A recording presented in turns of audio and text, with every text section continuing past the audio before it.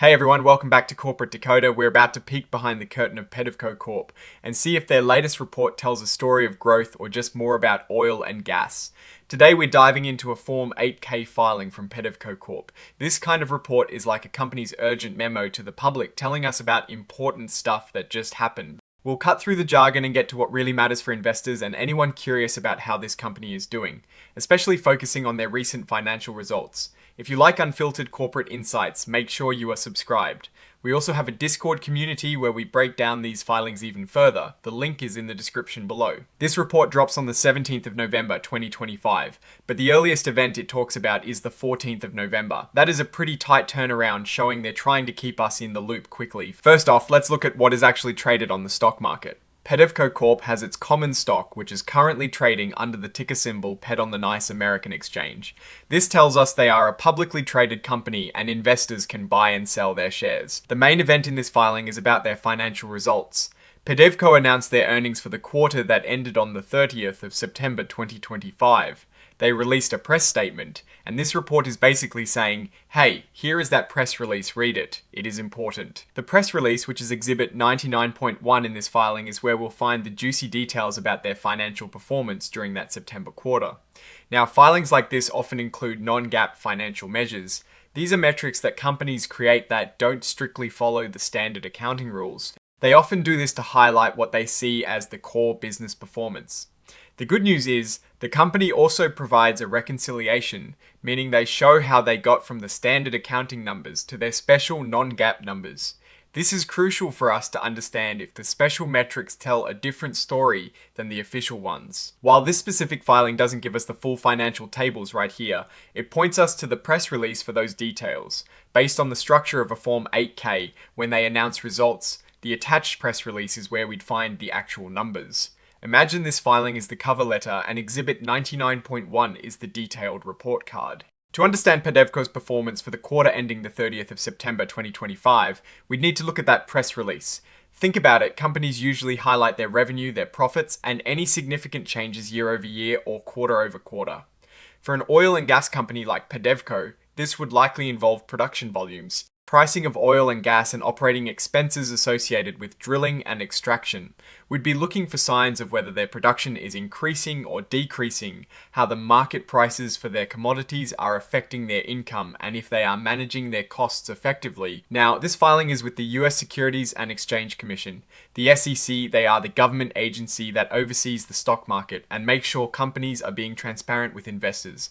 This particular report, Form 8K, is used for significant events that shareholders should be aware of. You'll also notice a section on forward-looking statements. This is standard practice. Companies use these to talk about their expectations for the future, like potential sales, profits, or new projects. The important thing to remember here is that these are just predictions, and actual results could be very different. They include a disclaimer that these statements involve risks and uncertainties, and they aren't promising anything for sure. It's their way of saying this is what we hope for, but things might not turn out exactly like this. They remind us that the actual events and results might differ significantly from what they're projecting. They also point us to other filings like their annual report on Form 10K and quarterly report on Form 10Q. For more detailed risk factors and discussions about their financial health, this is the standard disclaimer to protect themselves from lawsuits if their predictions don't pan out. Finally, the report is signed by J. Douglas Schick, who is the President and Chief Executive Officer of PEDEVCO Corp. This signifies that the company's leadership has reviewed and approved the information being filed. Alright, let's try to put this into perspective. PEDEVCO Corp is releasing its quarterly results for the period ending the 30th of September 2025. This 8K filing serves as the official notification that they've put out a press release with these financials. In the world of oil and gas, performance hinges on a few key factors. How much product you extract, the price you can sell it for, and how much it costs you to pull it out of the ground.